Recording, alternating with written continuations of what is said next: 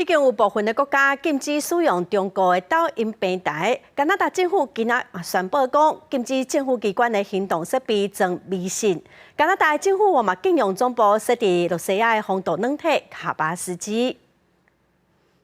加拿大政府受联邦政府国库委员会发出声明，因为中国通信公司开发的社群软体微信，甲俄罗斯企业卡巴斯基实验室出品的风度点的软体，有造成使用者各自外泄的风险，所以内阁下令，若公家机关所属的行动装置免使用微信甲卡巴斯基这软体，已经安装的人爱提掉，未来也免阁订装。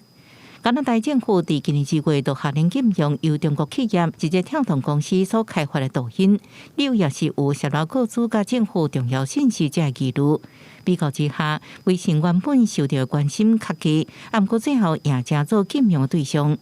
另外，风度甲网络安全企业的卡巴斯基，除了设伫莫斯科的总公司，伫南北美洲、西欧甲中东拢有开设总部。伫台湾也有卡巴斯基的分公司。为2010年开始，卡巴斯基所属的全球研究甲分析团队，就陆续发现各项各国机部电网甲红色10月等重大病毒甲恶意软体。